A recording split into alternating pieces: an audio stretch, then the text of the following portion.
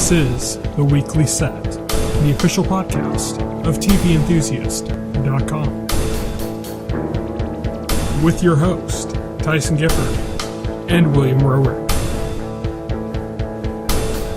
Episode 127. Recorded September 28th, 2017. Hello, everybody, and welcome to The Weekly Set, the official podcast of TVEnthusiast.com. I am your host, the editor-in-chief of TV Enthusiast. My name is Tyson, and joining me today, as always, is my partner in crime here at TVE, William Rower. Hello. So, today we are going to be talking about the new fall season. In particular, we're going to be talking about two shows that launched very close to each other, with a very similar premise. Basically, one of them is the new Star Trek show, which we've been waiting for since Enterprise, I guess, was almost, more than a decade ago, I think. And then the second is the Orville, which is kind of like Seth MacFarlane's, his own take on Star Trek. It's basically it looked originally like it was going to be kind of like a spoof of Star Trek. It's a little bit less of that. It's more just kind of like a slightly more funny Star Trek. It's not like this gut-busting, laugh-out-loud comedy. No, in many ways, it's trying to stick to the Star Trek tropes and standards. Right. We're going to kind of go over. Although it does have some jokes thrown in. Yeah, there is some humor in there, definitely. So we're going to go over a few categories, and we're going to talk about each show as they relate to that category. Categories like aesthetics, pacing, writing, that kind of stuff. We're going to talk about each show in that direction, and then we're going to talk about which one is more Trek. Okay. Well, I'm going to state up front that Star Trek Discovery is more Trek. But we're going to go through that, then we're going to go through overall, and then we're going to kind of talk about just our general actual opinions on each show outside of which one is more Star Trek or not. So that's what we're going to do for today's podcast. So let's get started. Let's start off with visual aesthetics. So, let's start this with Star Trek Discovery. So Star Trek Discovery it's got a visual aesthetic very similar to kind of the new Star Trek movies, I think. It's somewhere between there and maybe Enterprise. Right. Somewhere between there and Enterprise. It's very, how to describe it? It's very cinematic in a lot of ways. Yeah. And there's definitely some lens blurs going, or not lens blurs, lens flares.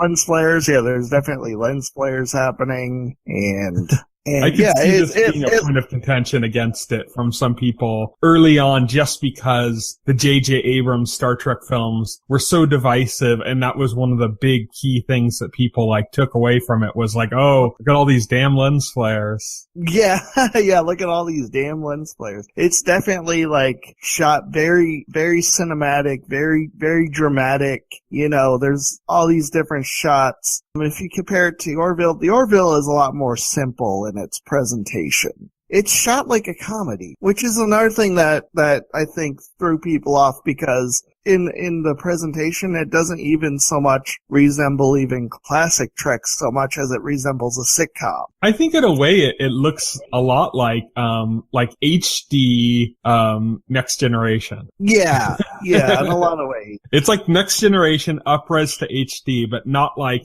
better quality props, not it's like this, they're using the same sets, the same, but they're the same. In a higher resolution. Yeah, in a higher resolution. I think that's accurate. So in many ways, you could say that the visual aesthetic of the Orville is closer to Trek. Except that if you're talking Star Trek, you gotta account for all of it. And Star Trek Discovery has a lot of visual imagery that's reminiscent of the Star Trek films, the recent ones, as well as I said, Enterprise. And there's a lot of little kind of touches throughout it in the textures, of the series that really bring you, other kind of classic. I think in many ways there's a lot of classic film Trek, like the original Star Trek movies, look in there as well. Right. But overall, I think, the Orville kind of got closer to what you'd expect from a Star Trek show, just because The Next Generation is kind of like the one that most people are probably going to think about. Yeah, well, yeah. The Orville is definitely closer to the aesthetic of The Next Generation. Star Trek Discovery very deliberately gets away from that aesthetic, not only because, they've set Discovery in the past, but they're also trying to go more with the aesthetic of the films than they are any of the previous TV series. Yeah, it's unlike Brian Fuller, and I know he's not involved anymore, but he was in the early days when they kind of staffed up and kind of set everything into motion on this. Right. It's unlike Brian Fuller to just kind of go like, let's do like this very lazy paint by numbers approach to like copying what Star Trek Next Generation had, That's not what he's going to do. Right, exactly. That's not what he's going to do. He's going to get some really, good makeup artists in there, a lot of really good art direction people involved in making the sets and stuff. That's how his approach would be to it. He's going to make it visually interesting, because Brian Fuller, one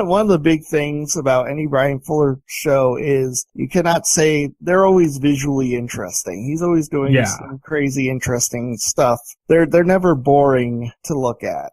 Definitely. I think that's really important to kind of take into account. Where some people are going to be a little bit thrown off by kind of like the lens flares. It's not like the J.J. Abrams Star Trek films. It's not like all over the place. It's kind of more realistic, actually. In fact, I never thought of the lens flares in this first episode like I thought of them in the J.J. Abrams movies. Yeah, where they're just like all over the place. Yeah. Yeah, exactly. Where they're just, yeah. This is just used more like, of course there's going to be lens flare because it's a space movie with cinematic production value. So it's going to have that. That's just natural. It would be weird if it didn't. I just think that the lens flare thing just got such a bad rap because of the J.J. Abrams films that the second somebody sees one, they're like, lens flare, I'm out. Yeah. But yeah, I mean, what would you say? Which one do you think is more Trek on the visual aesthetic side? Jeez. I'm gonna go with the Orville, just because it resembles more classic, the Next Generation, more classic Trek, very deliberately, because, this is basically like, Seth MacFarlane doing like a fan project. Yeah, I actually thought that after watching one of the episodes. I'm like, really, in the end of the day, you can describe the Orville as like Seth MacFarlane playing make-believe with his friends in a big budget. Yeah, exactly. It's like when little kids are playing and they're imagining that they're, like the heroes of their shows and stuff. This is basically what happens when one of those little kids retains that childlike wonder of wanting to recreate it, adds in a little bit of like cosplay fun, and then has a massive budget behind it. And then becomes so successful that he can convince a major television network to just throw a huge budget at his pet project. Yeah. And that's a lot of what the Orville's like. So aesthetically, of course, this is going to be much closer. It isn't in the sound as well, like the way the music is. It's very Next Generation. But I mean, that's very intentional. That's very trying to get that one look of it, like he's not going for classic Trek. He's not going for Deep Space Nine Trek. He's not going for Enterprise Tech. He's not going for any of the movie tracks. He's going very specifically for Next Generation Trek. Right, exactly. He's got that. The Orville looks like Star Trek The Next Generation, or you could say by extension Deep Space Nine or Voyager, because those three shows kind of shared the same visual style, being continually like built on top of each other. But that's the visual style he's going for. Basically Trek throughout the late 80s, throughout the late 80s and 90s. And Discovery is going for its own thing. Mm-hmm. Let's go on to pacing. So the pacing of each series, as we mentioned, I think the Orville, it's not really even worth mentioning here because it's exactly going for Next Generation pacing again. Like the pauses between lines of dialogue, everything, the way the music's used, it's exactly the same. And this kind of, it doesn't separate itself into a new category. This is just kind of like a continuation of the aesthetics for the Orville. But with Star Trek Discovery, I think that the pacing is kind of interesting because it's not Next Generation style pacing. The way it's cut, the way things are timed, and the way things play out. It's not like that at all. There's a little bit more tension to it than you would have in Next Generation. Next Generation is so, I don't know how to say it. It's so vanilla and laid out. You're not going to get that spice, whereas with Star Trek Discovery, there's like a more tangible sense of like danger in things. And that's reflected in the pacing and the way characters talk to each other. And there's just kind of more of a, I don't even know how to say it beyond that.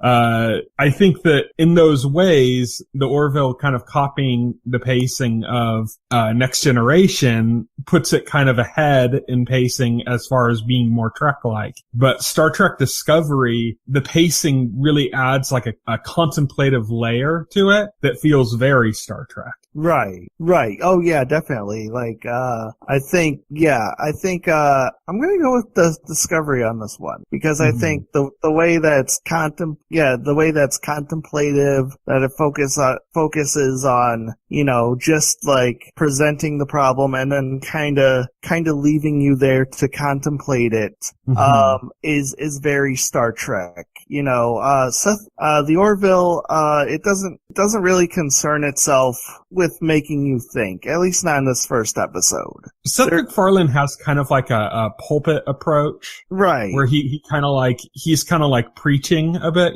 There's very little room for like contemplation on a topic. It's more like this is the way it's supposed to be. And it's kind of more designed to like teach you that that's the way it's supposed to be. Whereas in Star Trek Discovery, they approach a problem and they show you like, okay, this is a problem. Now, why is this a problem? How is this a problem? How does this affect things? What are the possible approaches to it? What's the right thing to do? What's the wrong thing to do? What's the most likely to be successful? All of that is affected in the pacing, whereas with the Orville, it feels safe because, Seth MacFarlane's always going to push the win onto his own political position, I guess you can say. Right. So in that sense, I think like Star Trek Discovery has more of the spirit of Star Trek in its pacing, even if it is very different from the Next Generation style that we've become used to. I'd say actually the pacing is somewhat similar to like in Star Trek Discovery to like maybe Deep Space Nine, which had a little bit more of that kind of turmoil of like, a near war situation. Yeah, exactly. Well, the stakes in Star Trek Discovery were certainly higher than in the Orville for the first episodes at least, which is very, very interesting to compare and contrast because in a lot of ways we have a situation where in the very first episode they're confronted by basically the same, basically a hostile alien race. It's actually very similar between the two shows because you have in the Orville it's this race that nobody's seen in such a long time or engaged with, and all of a sudden they're there. And then in Star Trek Discovery, it's the same thing with the Klingons. Yeah, they haven't seen them in like 100 years. It's like the same thing, and you can tell like the villains in the Orville are supposed to be their version of Klingons, It's such an obvious parallel.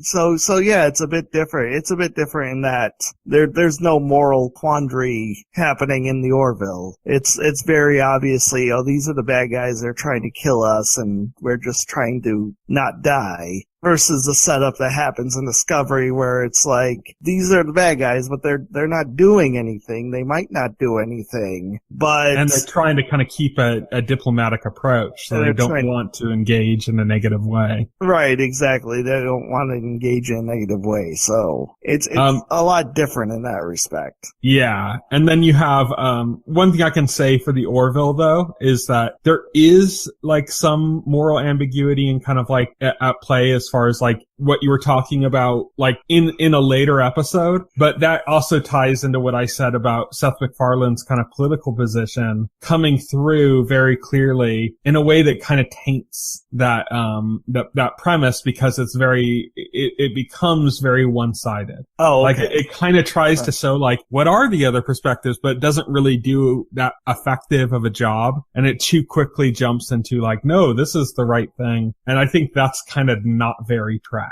to do. Oh, right. But it's funny because that episode in many ways felt like the most Trek-like, but also like the least Trek-like in the way it handled the execution. Now we're moving on to writing. So I'm going to say flat out, and this could just be interpreted as, Brian Fuller fanboying, but Star Trek Discovery is much better written than the Orville. Yeah, I'm going to agree by a very large margin. I'm going to make a confession. I kind of went into Discovery expecting to hate it. I didn't know what to expect from this Discovery, but a part of me just thought, I don't know if this is gonna be good. I don't know if they're just gonna like fuck this up. And it's not gonna feel like Star Trek at all. That was my big worry. It wasn't gonna feel like or resemble Star Trek, in anything except for like name and using the franchise. But there was a lot of concern because there was a lot of people talking about the series, and there were things that were happening behind the scenes that were kind of like, Brian Fuller leaving the series and kind of becoming not involved in it over some kind of a conflict in direction on the series. That's like a big And then you're like, okay, so what's happening now? And then you had these kind of things about like, oh, the press weren't given copies that early, or they're, as early as they would normally be given on some shows like this. And people were like, does that mean this is like a stinker and they don't want the bad press coming back? So there was a lot of like concerns about that. There was like the pictures of the the redesigned Klingons. Still not too fond of that. No, I'm still not. I mean, they look cool, but it's like I'm just like really such a stickler for continuity, where I'm like, I really liked how they looked in the Next Generation, and they really did not have to change that. Yeah. And they could have tweaked it but kept it fairly similar, Yeah, they could have kept it fairly similar. But whatever, it is what it is. Also, I don't know if I was like entirely on board with them like focusing so much on the Klingon side of things so much. I think it might have been more effective, at least this first episode. I think it might have been more effective if the Klingons themselves were more mysterious to the viewer. Like, then we're running through, because they kind of like spell it out through like those scenes that, these Klingons are bad. They're planning to do like bad, horrible shit. Instead, they could have left it mysterious, and they could have left the viewer wondering with the characters on the ship what these Klingons' intentions were. If the main character was making the right decision to just go ahead and attack them based on the advice of Sarek, or if the captain was correct. They could have like really made you stew in it, but they kind of gave it away, I think in a way that's almost more Trek-like, though. Yeah. To kind of give it away in that way. They kind of give like a focus into the thinking of the Klingons instead of just like, oh, well, they're like stupid war beasts, so they're just gonna, and to kind of dive deeper into their thought process and the way they kind of all react to it. The kind of like religious angle they took with, like this is kind of religious in the way that they're pursuing this, I thought was kind of very Trek. Having said that, the episode was no less thrilling. And by the end of the episode, I'm hooked. I'm gonna watch the next one because I got this free, I got the free week of CBS All Access or whatever. Like, it's so stupid that this thing is locked to some dumb like another streaming service that I'm probably gonna just cancel after my free week is like about over. So I don't even know if I'm gonna be watching episode 3. Yeah. That's a shame. It's a shame that but I'm going to get off topic. But I found myself ending the first episode immediately wanting to start episode 2. So that's a great sign, You came up to a good point though, which is I think that a lot of the kind of backlash against Discovery is almost like people wanting to not like it because they don't want to deal with the CBS All Access bullshit. Right, exactly. So, like, it works better for them if they can convince themselves, like, well, fuck Star Trek Discovery, I have the Orville. The Orville's my new Star Trek. That's a way to, like, get yourself clear of the CBS All Access bullshit and kind of convince yourself of something, you know, creating a narrative for yourself. And I don't think that that's, if you actually watch Star Trek Discovery, I think it's too good to write it off that way. Yeah, you can't write it off like that. Anybody who watches it and watches the Orville, you will know that the Orville just isn't a substitute. Not really. Yeah. But, you know, yeah, I mean, so I think it's a shame that they're locking this to some streaming service, you know, because this could be on this is good enough to be on the actual network, on actual TV, you know, to have a prime spot. In the United States, this is on Netflix, so. You know, this is enough. So it's only us Americans being screwed over, really. Yeah, that's true. It's only Americans being screwed over. It's like, I don't know, I'm just not down with all these companies wanting to have their own streamings. Nobody's gonna subscribe to 20 streaming services. Yeah. Like, these companies are idiots. They're pulling all their content off of Netflix to launch their own service. Like people are gonna subscribe to all this shit. They're not. Yeah. It's a cluttered mess, and it's like CBS All Access. It's like they have two original shows, The Good Wife and Star Trek Discovery, two shows aimed at very different audiences. When I signed up to watch Star Trek Discovery, I saw their lineup and I said, this is a giant bag of crap. And, oh yeah, there's Star Trek. It's not worth the money. Sorry. Yeah, it's kind of a shame. 90% of your lineup are procedurals, you know, aimed at 70-year-olds. Yeah. They don't have the internet. They don't even know how to work the internet. So wow, Will hitting with some ageism. Yeah. Age discrimination at its finest. I'm sure I pissed off all the 70-year-olds listening to this podcast. Yeah. Of the internet savvy 70-year-olds that comprise our main audience. That actually is our entire audience, is just tech savvy 70-year-olds. If you are a tech savvy 70-year-old, I'm sorry about these comments. But there you have it. So writing, you're leaning towards Discovery or the Orville for being more track? Oh, I'm leaning towards Discovery. For writing, I'm leaning definitely Discovery wins, for sure. I am as well. I think that, you can be fooled into thinking that the Orville's more track in the writing just because of the tropes and stuff that are played upon. But when you actually get into how the conflicts are resolved and stuff, it goes pretty far away from what you'd expect from track. It's not as intellectual as you would expect from track. No, it's not. At least not in the first episode I saw, you know. It wasn't intellectual at all. Yeah. Let's just say. So let's go on to characters. So, okay. Well, this is going to be like, this is kind of like kind of an apples to oranges comparison. Yeah, definitely. Also, because like I only 3 characters in Discovery like really stood out. Well, outside of like the Klingons, but Klingons were like to me that was like, oh, these are the bad guys. To me, there were 4 that stood out besides the Klingons. Because I'm including Sarek, the Vulcan, who that's Spock's right. father, who plays a big part in Michael Burnham. That's Sonequa Martin Green from The Walking Dead's character.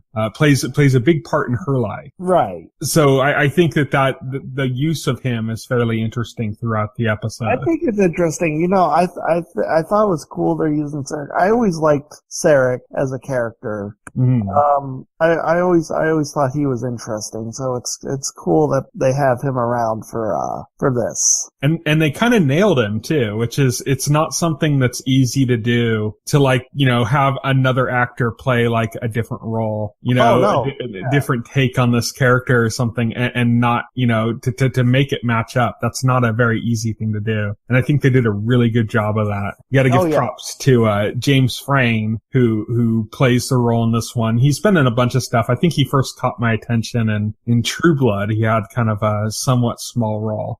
More recently in Orphan Black, but he did a great job as Sarek. Character-wise, though, like you said, in creating the show notes for this, like, I've got, like, 5 character names on Star Trek Discovery and, like, 10 for the Orville. There's just a lot more characters. It's the Orville's playing more on the ensemble idea of, like, all these different people on the ship, whereas Star Trek Discovery is kind of focusing more specifically on a smaller group of the higher power of a ship, like the lieutenant and then the first officer and the captain. It's kind of focusing on those 3 characters. Everybody else is kind of insular, at least for now, at least after the first episode. Yeah, I mean, and the Orville kind of, it focuses on the general, you know, like the same type of characters that classic Trek focused on, you know, or that the Next Generation focused on, you know, he's filling all those slots, you know, like first officer, captain, you got the therapist.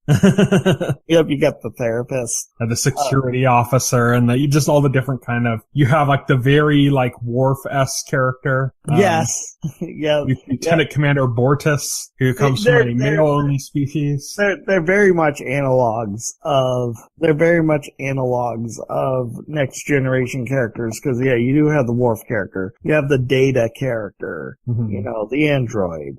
Well, I guess to a point. Really. And then for some reason you have the gelatinous alien voiced by Norm Macdonald. Yes. He's in there kind of almost purely for comedic relief, at least for now.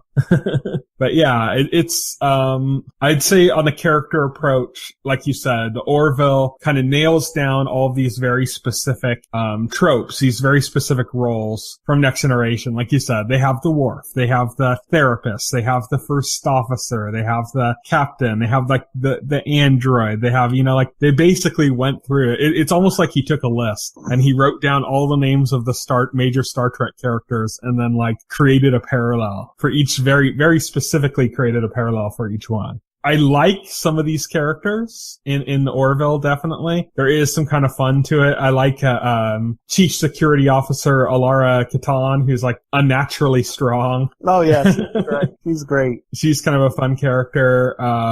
I like Lieutenant John Lamar, who's kind of like the black guy that sits at the helm of the ship with the pilot, and they're just kind of always like cracking jokes and stuff. They're like very comic relief. They're very comic relief. Like when they get that distress call and like from the scientists at that lab, and then right after it, like he's like you saw the dog licking its balls, right? And he said, yeah, that's all I saw.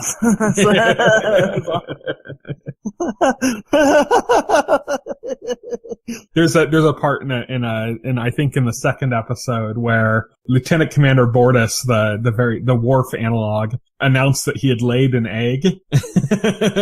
They're a male-only species, and he'd laid an egg. And when the captain came back and told the rest of his crew, like, oh, he laid an egg, so he's not going to be able to be with us because he's watching the egg for now.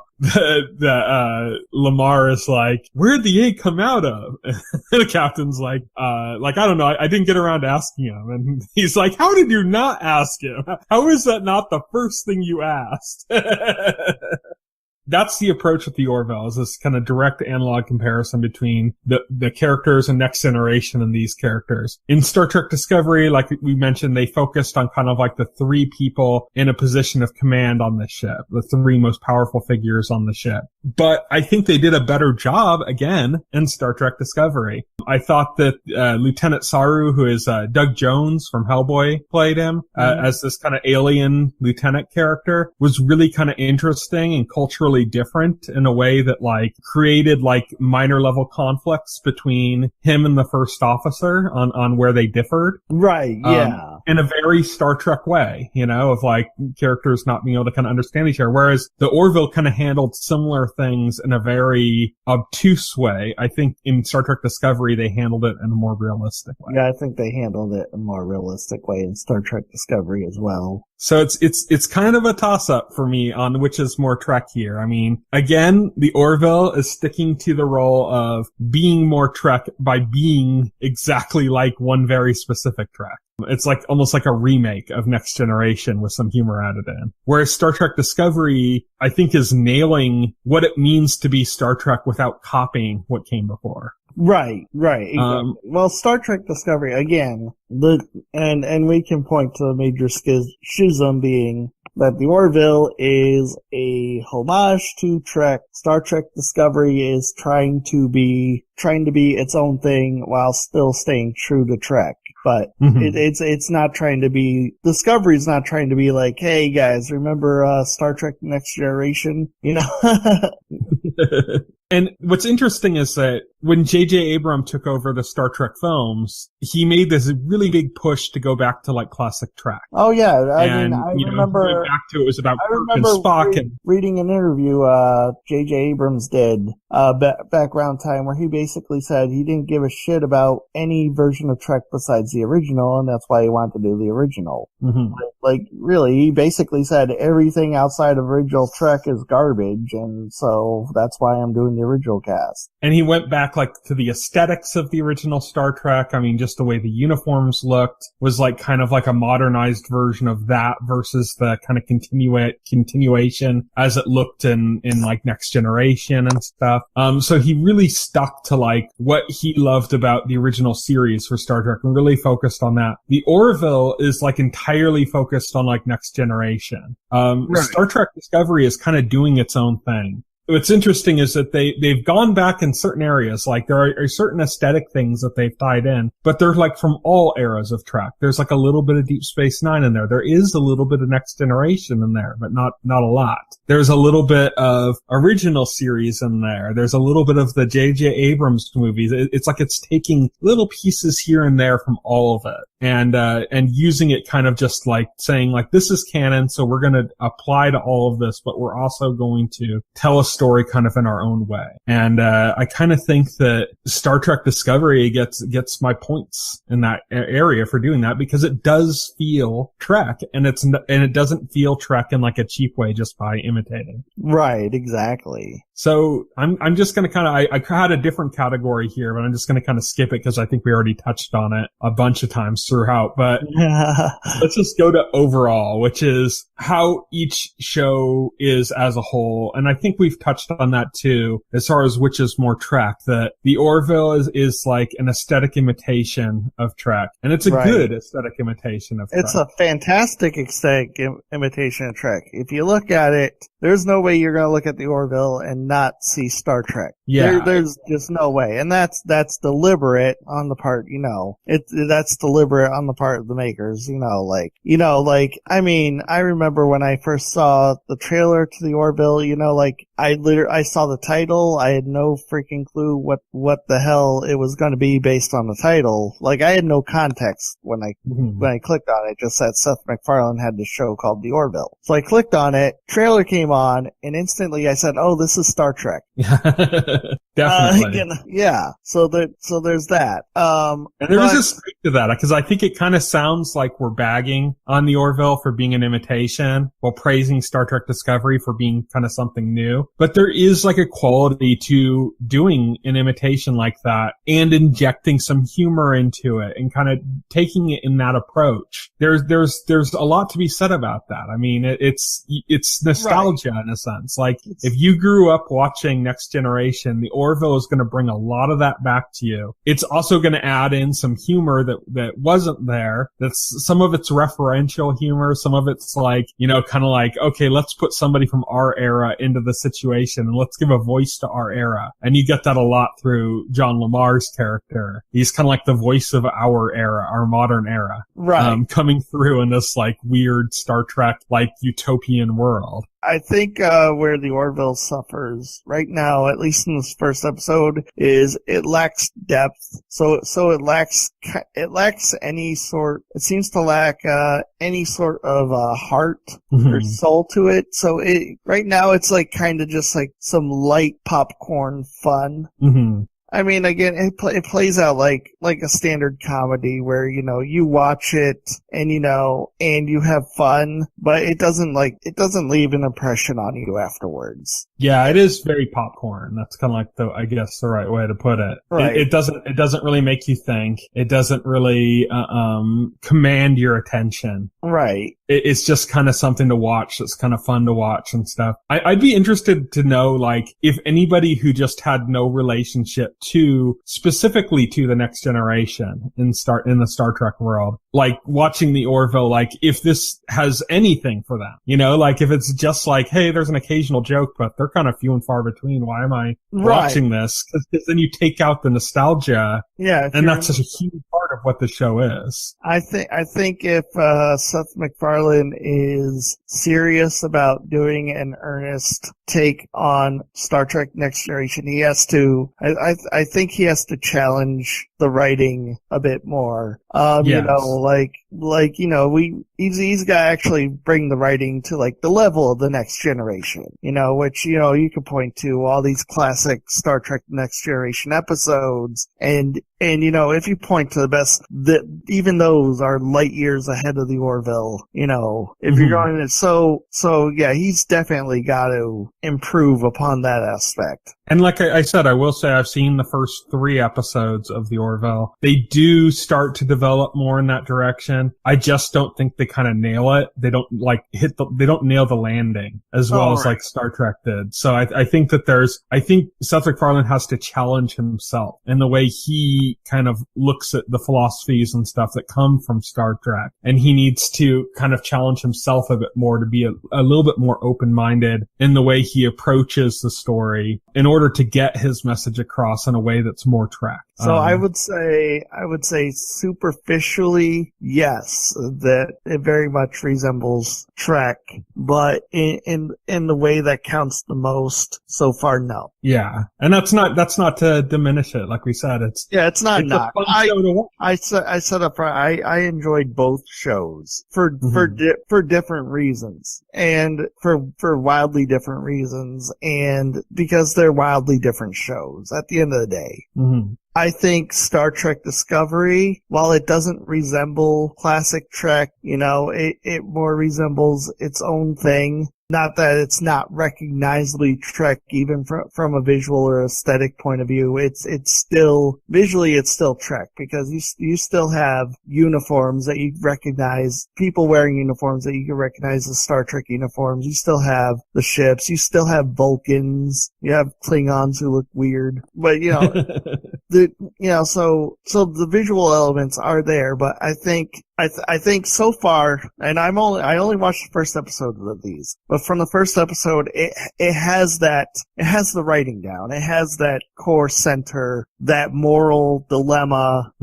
type writing that makes Star Trek so interesting, so engrossing. The intellectual conflict, yeah, and everything is there. It's there right from the jump. So you know, like right from the beginning, they already want to challenge you. I like the way they approached the central character, Michael Burnham, in Star Trek Discovery, with the way she reacts to Klingons. That she has kind of this bad history, and she knows that that's going to shed doubt upon her opinion when it comes to the Klingons and what they need to do. But the fact that she has to deal with that too. She has to not only understand that she has this past with the Klingons, but she has to like find a way to to make people understand that she's not being influenced by that. Yeah, and also she has to check herself to make sure that she's not being influenced by that. Yeah. And it's kind of like a tricky line, and it makes it interesting, and it adds like kind of a tension and a dilemma. It adds more to tension and dilemma because she has this internal conflict on top of the conflict happening in the story. That's also like kind of informing the story and informing her actions, you know. So there's not only this external conflict, but there's an internal conflict happening with her. And the connection they gave her to the Vulcans and Sarek, it makes that really interesting because the Vulcans are all about logic. Yeah. They're about like taking emotions out of the equation. And she does have an emotional investment in this conflict, but she's been trained to think like a Vulcan. Yeah, she's been trained. She's at this kind of like human-like state as far as having emotions. She's kind of like the inverse of Spock. Right. You know, Spock being half human, half Vulcan, and having human emotions creep into and affect like the way he perceives things with logic. She's kind of like the opposite of that, where she's a human coming into, you know, trying to stick to the ideals of what it means to be a Vulcan and what it means to put logic first. Whereas Spock is somebody who's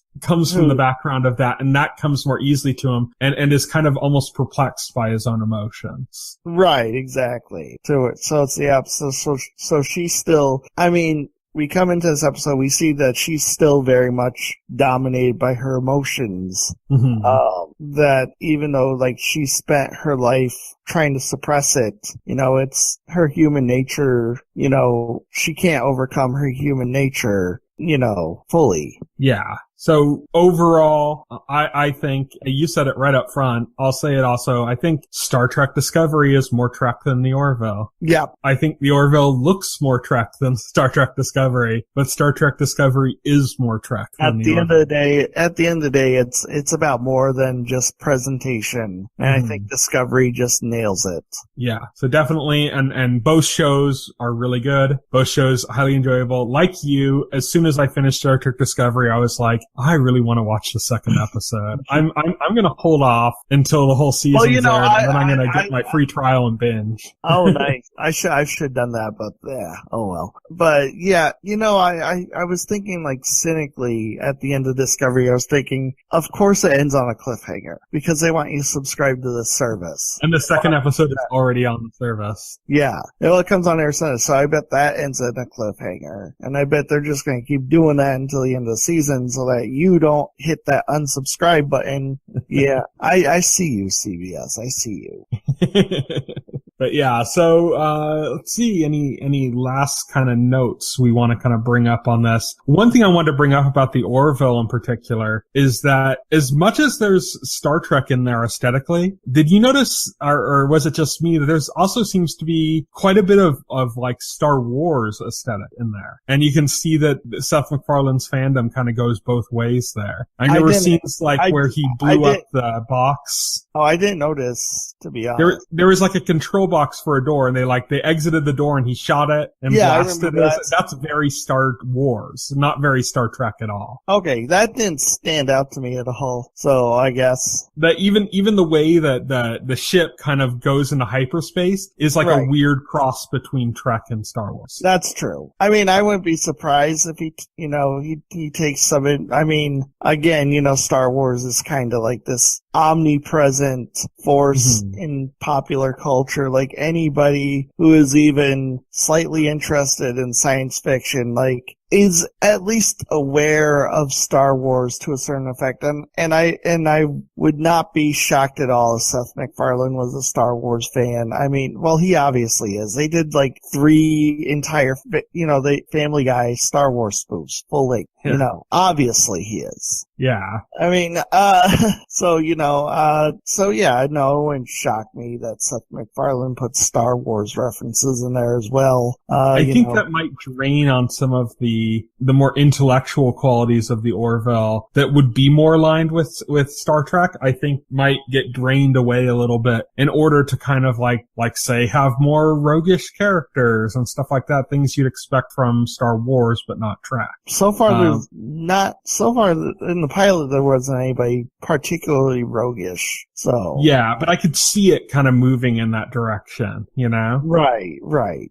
And I'm curious about that. I'm going to be paying attention to see if, you know, cause I mean, maybe it should, cause I mean, it's as much as he's trying to imitate Trek here and he's doing a good job of making kind of a funny nostalgia bomb with that. Maybe if he does kind of try to find some balance between these two things that he loves, Trek and Wars. Yeah, I mean, I wouldn't mind because like, I don't think Seth MacFarlane should have to or necessarily should even slavishly try to imitate Star Trek. Yeah. So close. I think, you know, he should let other influences in, you know, that he cares about. That he cares about. Exactly. He should then kind of like let it become its own thing, you know? So it'll be interesting to see like how the Orville develops. If a Star Wars presence is going to become bigger in the series, or if other things are going to happen that are going to affect it in a different way and take it a little bit off course of being just a straight up Star Trek clone. And I think that might be for the best, you know, because as much as I like it as a Star Trek clone and it kind of like fits in nicely to have this kind of nostalgia bomb with kind of this other sense of humor added to it, it's not Star Trek, you know, so might as well kind of like push your boundaries a little bit and go a little bit outside of your comfort zone. I remember reading about when Ron Moore started working on Battlestar Galactica and the remake series, and he was a Star Trek writer. And one of the first things he did when he took over when he started working on Battlestar Galactica was like, I'm going to make this anti-Trek. Like everything we do in Trek, I'm going to like specifically go against. So he went in this very more like kind of military aesthetic versus that kind of like utopian style of Star Trek. And he went just like every choice he made was like colored by that. Like, you know, how do we do that? How do we take, you know, ideas, stories of like religion or theistic debates and things like that you have in Star Trek, but then instead of approaching it with logic, let's approach it with passion instead, you know? Right.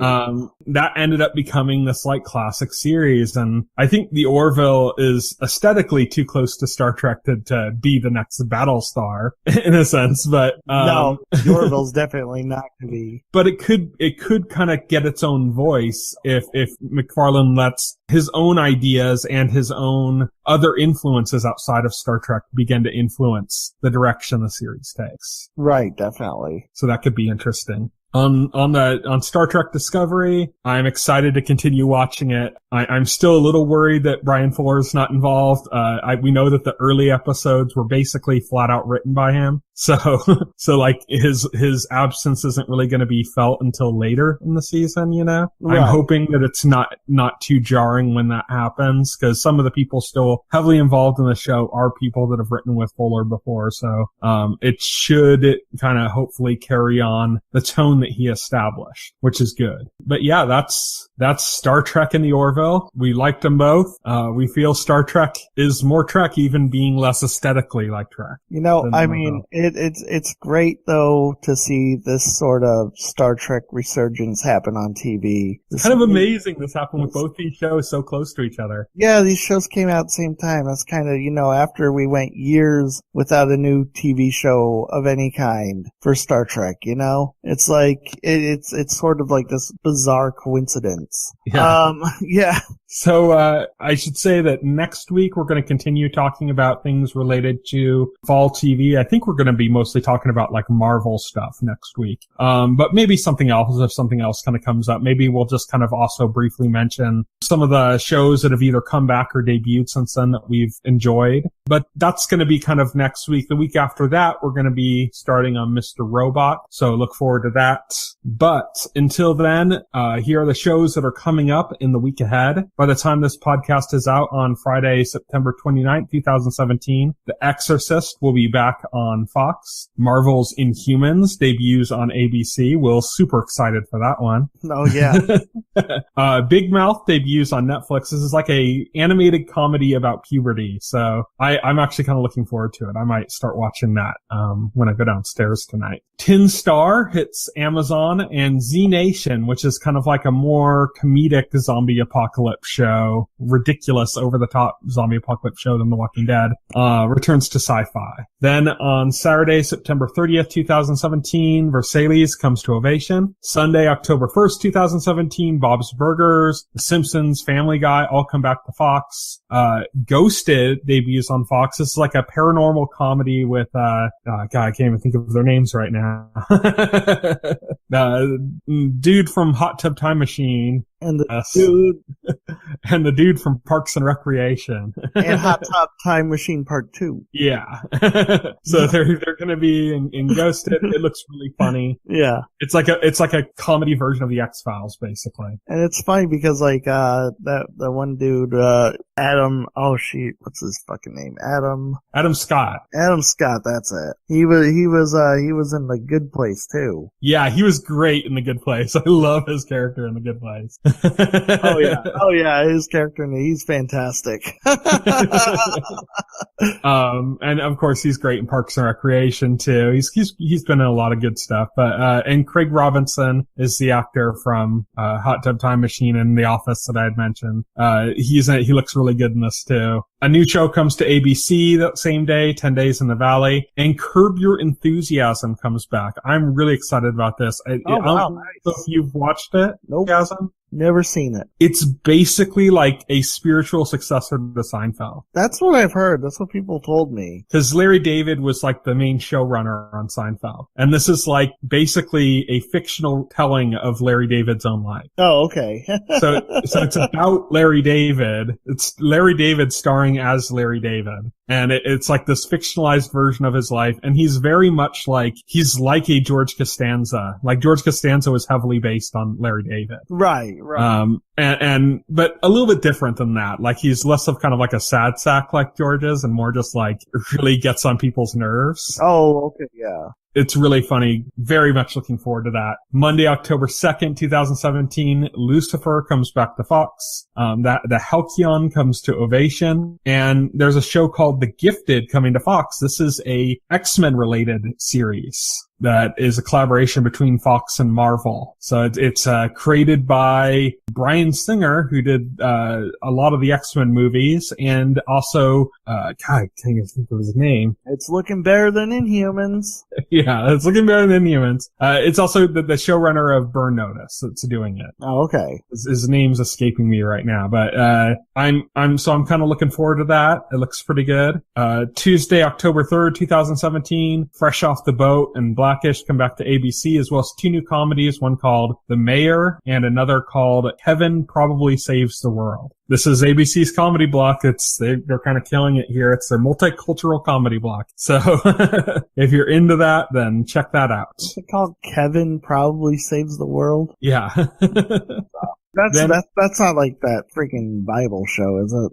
I don't think so. It's a new show. It's about... yeah, it is. It is that Bible show. Where it's like literally, like this is gonna have like the freaking dove logo. Like, yeah, he's tasked by God with a mission to save the world. Yeah, this is like Touched by an Angel, only like trying to be a comedy. I don't know. It looked awful. I don't know. I'll see what it's like. I'm usually kind of giving it a chance. I like kind of everything else on that block, so I'm going to give that a shot and see. But then on Thursday, October 5th, 2017, Scandal comes back to Fox. My mom just started watching that, so she'll be excited. Oh, nice. Super Mansion has a special on Crackle called Drag Me to Halloween. Ghost Wars is a new series coming to Sci-Fi, and it's not like a Ghost Hunters show at all. It's a fictional show. It looks actually kind of cool. It looks kind of interesting. And then Van Helsing comes back to Sci-Fi, which is like that, what's the Winona Earp? The two shows are like almost identical in premise. And then lastly, on Friday, October 6, 2017, Once Upon a Time reboots on ABC, and Subura comes to Netflix. So that's what's coming up in the week ahead. That's a lot of stuff because it's fall season and shows are coming back in droves. So, until next time, you can reach me on Twitter. I'm at Tyson Gifford. You can reach Will on Twitter. He is at Voxel Hero. You can check out our Facebook page as well as our YouTube channel and our site, TVEnthusiast.com. You can subscribe to the podcast through any major podcast client like iTunes or Pocket Cast, and the entire backlog of our podcast is available on our YouTube channel. So thank you everybody for listening. Good night. Good night. If you would like to voice your opinion, send an email to theweeklyset@TVEnthusiast.com. TV Enthusiast is a part of the Enthusiast Media Network. Stay tuned to TV Enthusiast and the Weekly Set podcast for more coverage of all of your favorite shows.